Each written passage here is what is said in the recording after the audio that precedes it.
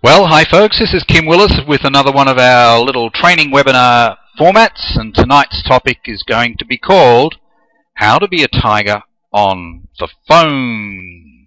Yeah, rawr, love that. Love that photo, looks great. Okay, let's get started. That is me, Kim Willis, and I've been working as a home business marketer since 2006. I've had a lot of success, had a few setbacks along the way, but one thing I have found is that the phone is the most powerful communication tool of them all. Now, the problem that I had when I first went into the home business arena marketing a big ticket product, was that I knew instinctively that the effective use of the telephone was very important. However, I had a slight problem, and that problem was that the phone terrified me. I was never a big user of the phone. I was more of a face-to-face type of guy, and I was the sort of guy who would jump in the car and travel halfway across town to see somebody rather than pick up the phone. That was me. But when I was evaluating the business that I joined in 2006 and looking at what was needed in order to be successful, what skills and attributes were required to make money in the business that I was considering, it became very apparent and obvious to me that being effective on the phone was mandatory, of critical importance. So I really had to bite the bullet, and it was either I do this thing, I join this business, and master the phone, or don't get involved in the first place. So I decided to bite the bullet and get involved with full knowledge that I was going to have to make phone calls to people that I didn't know, prospects, make phone calls to leads, and see if I could end up doing some business with some of those people. So, as stated, the phone is the most powerful communication tool of them all. I knew it, I just had to overcome my own fear of the phone. Effective use of the phone will help you convert far more people from lead to sale than email, snail mail, webinars, etc. alone. Mastery will positively affect other areas of your life, including your relationships. And that's what I found, and I just found I became more confident as a result of mastering the phone. And I had a bit of a rough start in 2006, but after a week or so I was feeling that I was becoming quite good at it, and the proof was in the pudding, because by the 4th week of that first month I had my first sign-ups. In fact, I think it was 4 sign-ups in that final week of October 2006, which yielded me around $9,000 of commissions. Marketing a big ticket product, the commissions were quite generous. So by that stage, by the end of that 4th week, I felt I was bulletproof. And I felt great about myself that I was able to triumph over adversity, if you like, and overcome the fear of the phone. So I went into my 2nd month full of optimism, and yeah, it continued. In fact, I earned a lot more than $9,000 in that 2nd month. I'm not going to bore you with the details. And then in the 3rd month I earned even more again. It's quite a spectacular start to my career in the home business industry. So look, a lot of people, they may not fear the phone the way I did, but they're not great on the phone. And I just want to impart to you some of the techniques and strategies that I've used since 2006 that have helped to make me highly effective on the phone. I probably say it is my greatest strength now. Not just marketing over the phone, but building relationships over the phone. Some people say, oh, I'm really good at generating leads and driving traffic to websites and all the rest of it. I would say I'm okay at that. In some areas I am good at it, but I think overall my greatest strength is to do with effective phone communication. And as I said, not everyone is great on the phone, and certainly if you have a home-based business, including multi-level marketing or network marketing business, you'll be using the phone regularly. Now, I speak to a lot of people every day, and often I am struck by the poor phone communication skills evident in the person I'm speaking to. You've probably encountered that yourself, and particularly, if you've encountered it from people who are in sales or customer service, you wonder why they were hired in the first place. Some people don't project well at all. Face-to-face, these same people may well be good communicators, but as soon as they pick up the phone, they lose something. Competence on the phone is essential for most home-based business owners, and for network marketers, it is mandatory to be effective on the phone. On the other hand, some people may well be quite effective on the phone, but for some reason they fear it. And that was me, a real scaredy cat, as stated. Before I started my internet-centric network business, I had a pathological fear of the phone, as I said.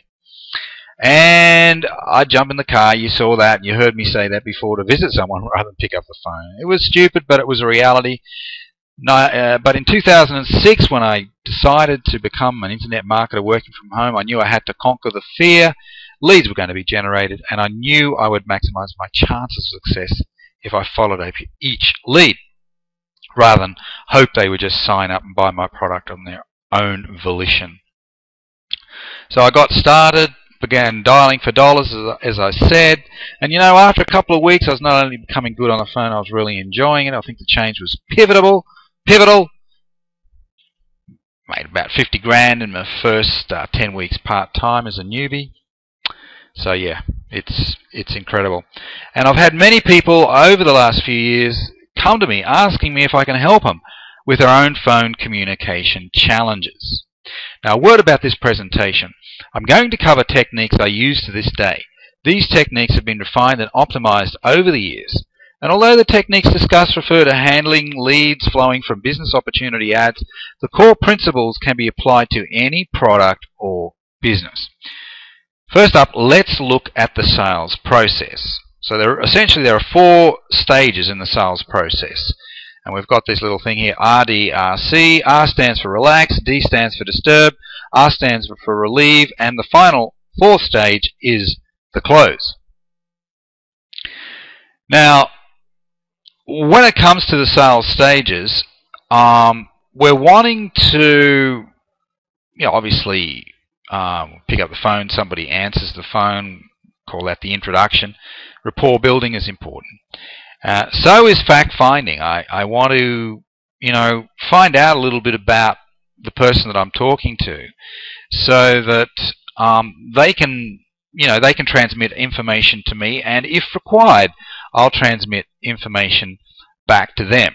But I like to get people talking. I think they should be doing more talking than me, and certainly not into monologues. I want there to be some repartee, some dialogue. It's a two-way street, and if I'm talking to somebody that has made an inquiry as a result of an ad being placed, it tells me that they've got a problem, and that's my attitude. My attitude is, hey, they've got a problem. That's why they're reaching out. They're looking for some sort of a solution to the problem, and hey, I'm the problem solver, and I'm going to do my darndest to solve the problem if I've got the right person on the other end of the call, on the other end of the line. And only after I've qualified that person and found out a little bit about them and their problem and their situation am I going to give some information in return. I think it's critically important that we are in control of the flow of information. And the best way of maintaining control is to ask questions. Got the close there, of course. That's, to me, the close is nothing. If we do the the earlier bits first, if we get all of the other stages right, the close will more or less take care of itself. So, how does an introduction go? Well, when I phone somebody, I just do the obvious thing and say, well, I'm looking, is John there? You know, I'm looking for John. Is John there? This is Kim from blah, blah, blah. How you doing, or how are you? I tend to say, how you doing. I tend to be more, you know, colloquial, more relaxed, less formal. I think that's a good approach to take. John, you've recently made an inquiry about work from home options in the travel industry. Do you remember doing that? Yep. Well, key points. So this is just the opening sequence, okay? Key points are to do with your tone, your posture on the phone. You need to sound confident, obviously. And if you don't sound confident, they'll pick up on it. If you do sound confident, they'll pick up on that. So either way, they're going to pick up on it. If there's fear there, they're going to sense it the way a dog will smell fear on a person or on another dog. So posture is important. You need to send out the signals that tell the prospect that you're in charge. Okay. Pacing is also important. Don't talk too fast. On the other hand, don't talk too slow. You might bore the guy or gal. If you talk too fast, it sounds like you're nervous. They'll pick up on it. They won't understand what you're saying. Perhaps they'll lose concentration. Rapport building is really important. I normally, after I've found out who they are, I'll and just remind them, just make sure that they remember making the inquiry. I'll say something like, give me an idea, what are you looking for? Now, I say this, even though in one sense it seems a bit silly asking the question because they've already made an inquiry. But it just gets the conversation going, and chances are they haven't got a clue what they're looking for. Okay, they've probably made a bunch of inquiries, and you're the fifth one, and they don't really know what they're looking for. They're confused. So what we have to do is help them gain a bit of clarity. So some key points might be to match their tone and mood, be interested in them. So that tells them that I'm interested. I say, well, what are you looking for? And they say, oh, well, not really sure. Or they'll say, well, I just want to work from home. Okay, well, my next question is probably going to be something like, well, why? Why do you want to work from home? By the way, use their first name often. You really want to break through the formality. You don't want to be too formal.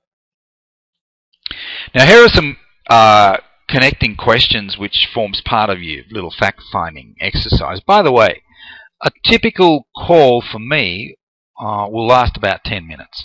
That's for a good call. If I have a duff prospect, I've got a bad bum prospect, I'm probably going to be off the phone in less than 60 seconds. I'm going to be that quick. And I can find out quite quickly whether they're a good prospect. So I might ask questions such as, what sort of work do you do now? Or what is your professional background? That's nice and formal. But I just say, what sort of work do you do now? Oh, I'm unemployed. Okay. How long have you been unemployed for? That's a red flag, isn't it? How long have you been unemployed for? 12 years. All right, okay. So I take it the finances are fairly tight, are they? Yep, you got it, buddy. Okay, so you're looking for some sort of an opportunity to work from home. You're looking for some sort of a business. Do you have financial resources to get a business going? That's my qualifier. I've got somebody who's been unemployed for X amount of time. That's a red flag. I need to dig a little deeper here. Occasionally they may say, yeah, I've got money saved up from something, or I've got an inheritance or whatever. Okay, all right, well, let's keep talking. On the other hand, if they say, no, I'm flat broke and have been for years, okay, well, I don't think we're going to be able to help you today, John. Perhaps you need to go and get yourself a job first. And that's the end of it. So that's 60 seconds and I'm off the phone. Why are they looking? Well, that's all about finding the hot button, isn't it? So, okay, you're looking to do something from home. Why? What's the reason?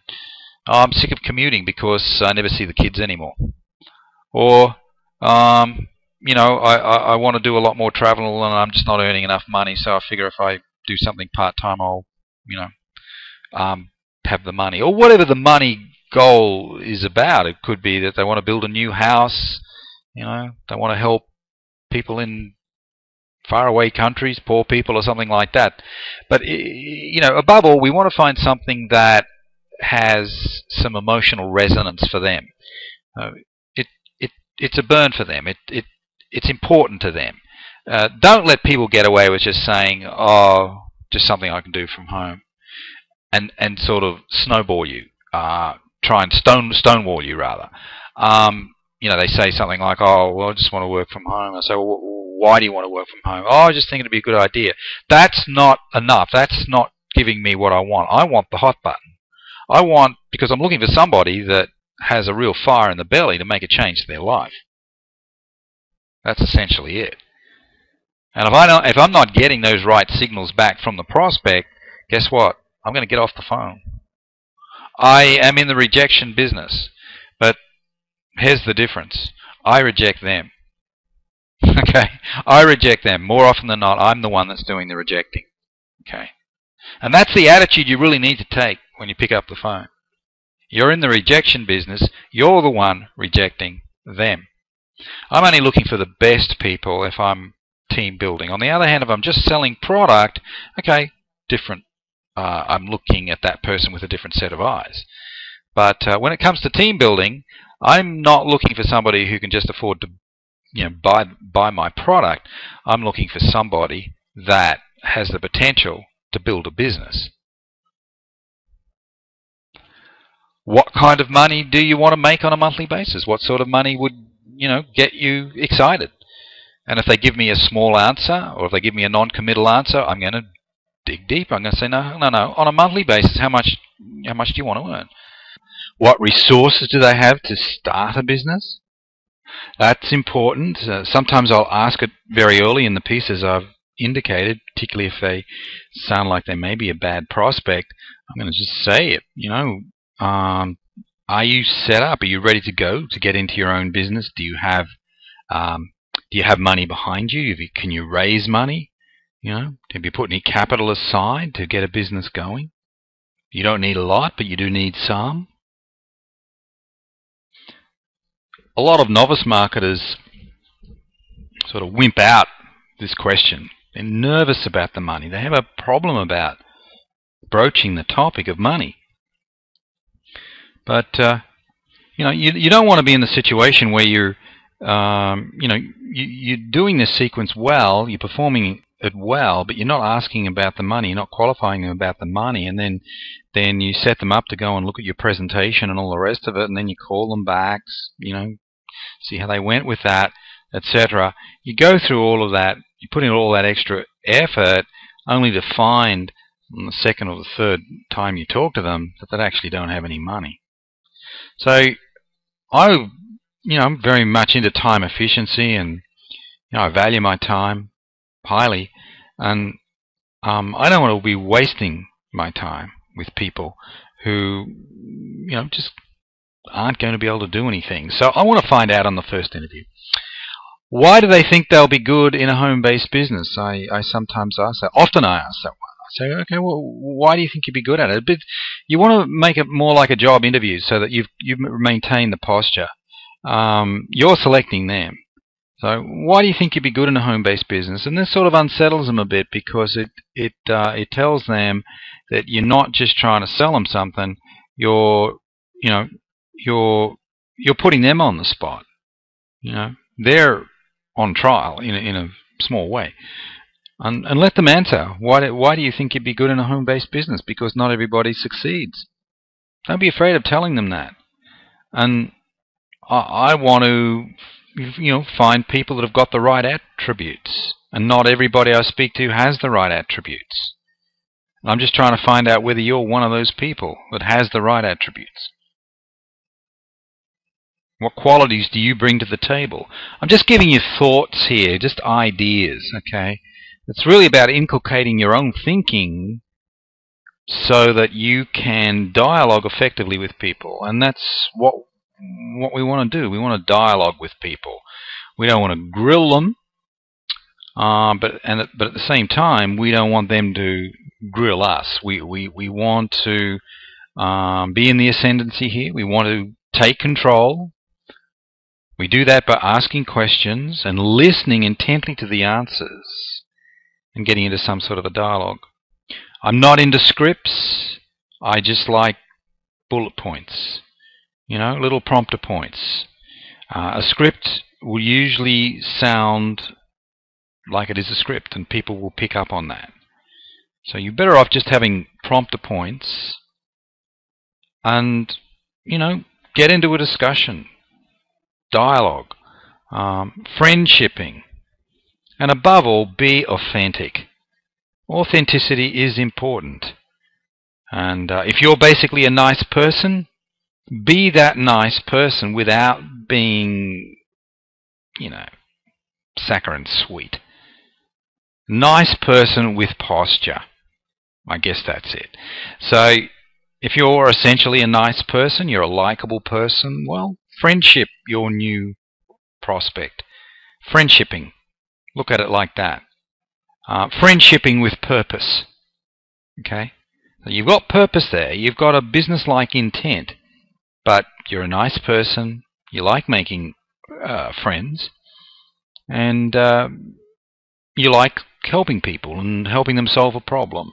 So that's all we're doing. We're just trying to find out what makes our prospect tick, find out what their hot button is, what problem is it that they're trying to solve, and then ascertaining if what you've got to offer will solve the problem. If you don't think it'll solve the problem, tell them straight up.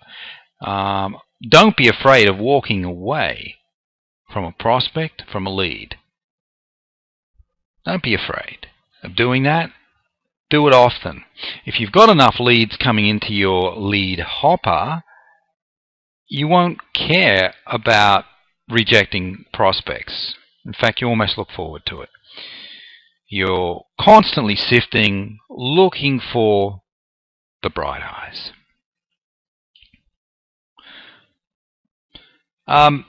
Here are a few optional questions you might ask. You're not going to ask all of them, but one or two of them could be appropriate. If you get into a really good dialogue with somebody, ever dread Mondays? Are you doing what you really want to be doing in life? Ever felt like you were meant to do great things? Do you want to be doing what you are currently doing in 20 years' time? That's a good one. That really stirs them up. And most people are going to say, no, I don't want to be doing this in 20 years' time. Ever want to travel more? It's a hot button for a lot of people. Ever wish you could spend more time with your kids or spouse? It's a good one. Ever worry about longevity with your job? You know, we live in an insecure world. Even the most insecure jobs can be gone next month. Ever get to the end of your money before the end of the month? That's a good one. Ever wonder what it would be like to buy a house for your parents? Okay, my favorites are to do do you want to be doing what you're currently doing in 20 years' time? I think that's very powerful. Are you doing what you really want to be doing in life? Ever felt you were meant to do great things? Takes a bit of guts and confidence to ask a question like that. But if you really believe that you are in the business of helping people have a better tomorrow, why not ask that question? Why not ask it? It's a great question. All right, that will close out this particular section. Disturbing questions to ask. Yes, the disturb is a very important part of the sales process. So it's always good to slip in one or two or possibly even three of these little questions during your phone chat. with your prospect. Okay, let's move on. Transmitting information. Alright, what do we say here? Well, it is stage 4 for a good reason. I don't want to give people the summary overview of what I'm actually offering until I've completed the previous steps, because I want to find out what makes this person tick. I want to find out whether they're a prospect or not, and I want to establish a little bit of rapport. So it's very important, as I've said, to be in control of the information flow. Once you've completed those earlier steps or stages, then you can give them some little bit of information. Now, I've got an example here. Obviously, if you've got a different product, you're marketing a different product, well, you will use your little sizzle statement instead of mine. But this is basically what I will say. Okay, John, well, look, I'd like to give you some information. Do you have a pen handy? Good. Okay. Well, look, we're in the travel industry, and more specifically, we help people save up to 75% on the price of resorts, hotels, cruises, and holiday homes. We're talking here about people saving a fortune on their vacations. And the good news is that when someone buys a luxury travel membership through you, you'll make up to $5,000 per transaction. The average is something like $1,500 to $2,000 per transaction. That's the average. So does that sound like something that has potential for you? Wait for the answer. And then what I'll do is I'll usually I'll illustrate with a story. I'll illustrate with a little product story, and I'll also usually illustrate with a business story, a success story. So I might say something like this: John, the product really does work. We've got thousands and thousands of users all over the world. I've used it myself. I'm a committed user of the product. In fact, in the last 12 months, I spent almost 3 months traveling overseas on what you might call a working vacation. And I had a great time. The business allowed me to do that. But also, there were many times when I actually stayed in accommodation that was arranged through this company, and I got a great deal. So, and we've got people, not just myself, earning money. We've got a really good group of people in Australia that are earning good six-figure incomes from the business. So that's basically all I say. Simple as that. And by the way, if you're brand new and you never made $1, that's fine.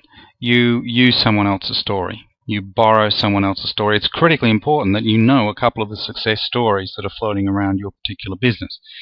With your product, well, hopefully you've used your product, so you can give your own product testimonial.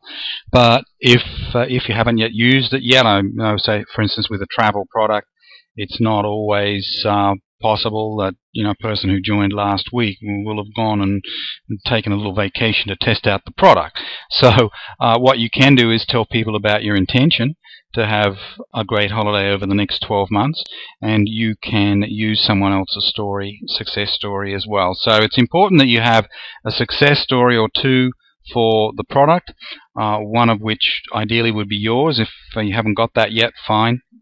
Use someone else's, and of course a business success story or two or three to round out the picture, to complete the picture. Alright, let's move on to stage 5, the close. Now once you've found the hot button, and assuming they sound like a quality person, invite them to a live or recorded webinar. This is what you might say. Okay, John, looks like we may have a fit. So the next step for you is to attend our next webinar presentation, and that'll answer most of your questions. After you watch the presentation, you'll have a few more questions, so we should connect again. So let's do that at blah blah, whatever the day is and time. Make sure you have your questions ready for me. Fair enough? Fair enough. Okay, now it's important, in my view at least, that if it's some sort of a video presentation, or if it's a live online presentation such as a webinar, that you've got that they can watch that presentation, they can attend that live presentation within a day or two. If your next live presentation isn't until next week, you might think about sending them a link to your recorded presentation if you've got one.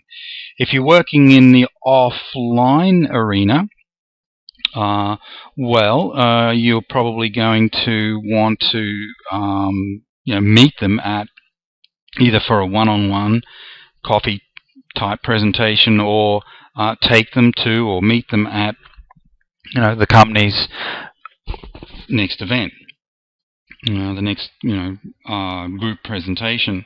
If that's not going to happen for a week or two, well, you really want to meet with them at least face to face within a few days, if at all possible. Or maybe you can do a combination of both. Maybe you can send them something to watch online and then phone them back, and if they're interested, then you meet up for a face-to-face, or you take them to some sort of a corporate presentation or a group presentation. I don't quite do it that way because I don't do any offline presenting work at all. I use the internet completely. I leverage it. I don't even have a meet up for a cup of coffee or anything like that. I just keep it nice and simple and use the internet. So I'll either send them a recorded video, a recorded presentation, or I will plug them into a live presentation, providing that live online presentation is coming up fairly soon. If it's not, I will send them a recording so that they can watch that recording, preferably within the next 24 hours, and create a bit of a sense of urgency or immediacy about it. Get them to watch that video presentation, that recording, and then make a time to phone them back. And you want to phone them back within a few hours, or maybe 12 hours of them watching that presentation. And when you do phone them back, you basically phoning them back to get questions and to test the temperature with them. And if they've got lots of questions, what we tend to do is we just write the questions down, particularly if you're a newbie, and then we get our upline, our mentor, to contact those people, usually via a three-way sort of a hookup with you, your sponsor, your leader, and the prospect. Okay, and then your leader will answer those questions for your prospect. Different ways of doing it. I'm not going to labor on that because we're really talking today about the best way to handle the phone on that first interview, for that that first time you speak to your prospect. The follow-up, that's another kettle of fish, and I'm not going to talk about that today, but just giving you a few pointers.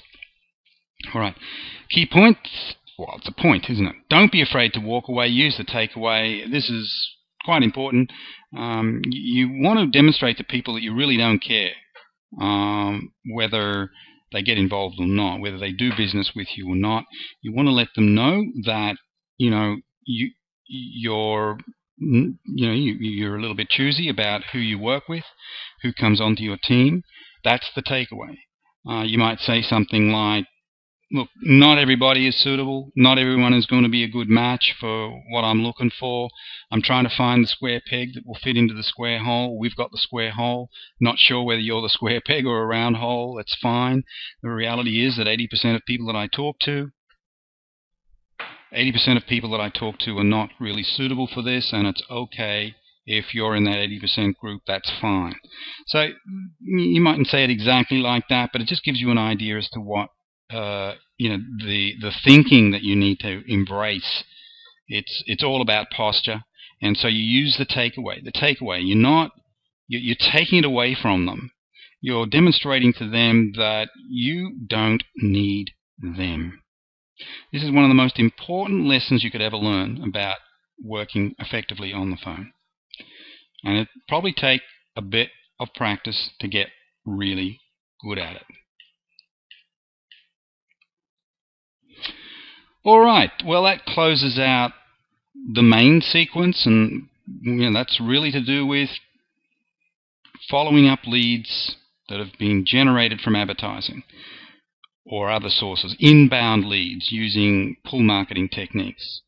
But of course, not everybody uses advertising. You may have a list. You may have people that you want to contact, and that's important. I did that as well.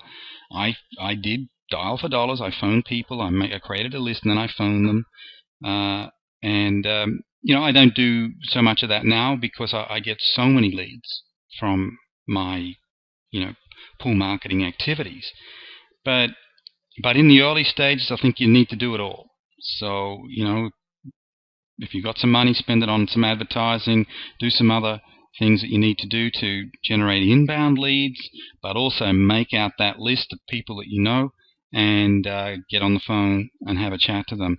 Now, when you're doing that, you're really using the phone just as a tool to make an appointment, and you're doing it this way.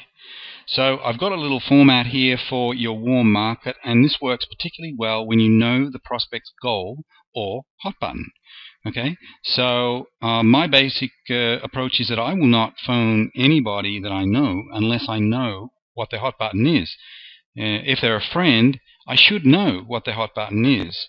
If I don't know, well, maybe they're not such a friend after all, and perhaps I need to cultivate them a little bit more and take an interest in them, and then find out what that hot button is, and at a time to suit sometime after that, then I might give them a call. Okay, so I want to know what the hot button is. The hot button could be that they hate their job. They hate the commuting. They're not making enough money. They've got a big goal. They want to do a world trip, but they just haven't got enough money to do it or time freedom to do it. Okay, there's all sorts of reasons why people might be suitable for this type of thing. They're interested in generating another income stream. And there's lots and lots of people around who certainly like that.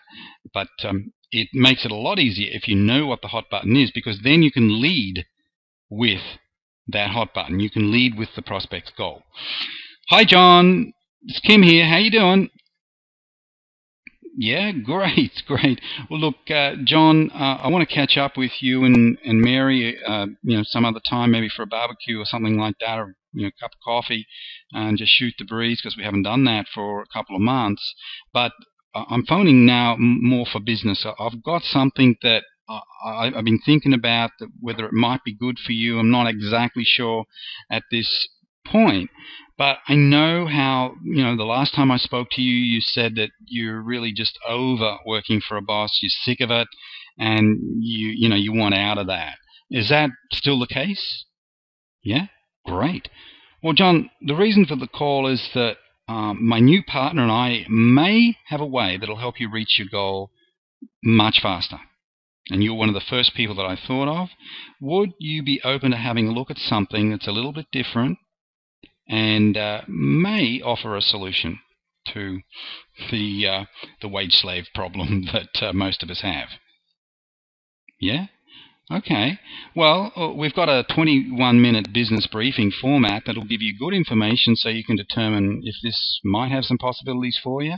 I can't guarantee anything at this point, but apart from anything else, I do value your opinion, and I certainly will appreciate your feedback. But as I said, it may be a solution for you. Now, I've got a couple of slots available. Would blah blah be best, or would blah blah be more suitable? So this is more a traditional approach if you're looking to have a coffee with your friend. On the other hand, if you're going to leverage the internet a bit more, you would just clear it with them for you to send an email with a link to a video or something like that. So you might just say, well, okay, John, look, you're probably going to have some questions, what's it all about and all the rest of it. But what'll be simpler and easier, does a better job than me anyway, is that I'm going to send you a little video presentation, and it will show you in about 20 minutes how we're making money here. So what's your best email? Is it still your old one, etc., etc.? Just clear that, and then on you go. So that's more or less what I say. If they do have a request for more information, they'll be curious for sure. Well, John, I don't have time for that now. That's why I'm phoning, to arrange a convenient time for both of us to make this valuable information available to you. That's the traditional setup where you're going to go and meet them.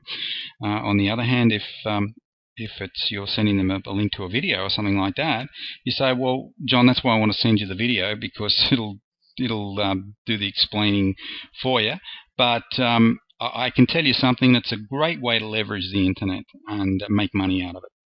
That's what I can tell you. And also, I know that you love travel. I'll always slip that in because I'm in the travel game. If you're not, fine. But I know that you also love travel, and this can sort of put dollars into your pocket and give you way more holidays than you're having now, or something like that. So you need some sort of a sizzle point if they ask for more information. But then you just go straight back to it and say, but John, as I said, I'm going to send you the video. You can have a look at it. I think it's pretty good, but you may have another opinion. I'm going to evaluate either way. You'll probably have some questions after have a look at it, and I certainly write your questions down, because I will touch base with you. If I send this out to you now, when would you have a look at it? Would you be able to check it out tonight? Yeah. Okay. As I said, it's about 20 minutes. So take that. All right. Well, what about if so would you be looking at that? Say 8 o'clock, something. Just give me an idea. So I might touch base with you straight after you've had a look at it. Or if that's not convenient, you might do it the next day. But you want to follow up fairly quickly. And follow-up is absolutely critical. It's absolutely critical. Don't wait for them to phone you back, because they won't, in all probability. The fortune is in the follow-up. So you want to be the king or queen of the follow-up. Another thing you can say is, well, it's about setting up a cash cow that will add an extra $2,000 to $10,000 a month to your household income. Or you might add the word potentially, because we're supposed to say that now. It's about setting up a cash cow that potentially can add an extra $2,000 to $10,000 a month to your household income. Close for appointment if you're a traditional marketer. If you're doing it online, you're sending them a video or something, just say, oh, I'll shoot this email out to you as soon as we've hung up, John. Okay, great. Let's catch up soon. I'll talk to you tonight. Whatever there. Okay, that's basically it. That's basically it. If they say, can't you tell me more? Well, not really, John. That's what the briefing is for. Or not really, John. That's why I'm sending you this video. Pretty straightforward. Optional, John, before you go, I'll send you a link to my website. This website has a short movie that I'd like you to watch before our appointment, which, that's more the online approach, the online method, which I tend to use. Make the appointment, get off the phone, or just get them to agree that you're going to be sending them a video link via your email. That's it. Pretty simple. Pretty simple. But the key is to know what their hot button is, okay, and lead with the hot button. Works a treat. It's so easy if you lead with the hot button. Okay. All right. Well, that's the end of my little training. And, you don't want to be like me. I used to be a scaredy cat on the phone. Now I'm a tiger. Well, you'd want to be like me now, but you don't want to be like me the way I used to be. So now I'm a tiger on the phone, and that's my little putty tat. Yeah. Okay. And guys, as always, let's make things happen. Let's just kick some butt, make things happen, make your year the best year of your life. Okay, bye for now.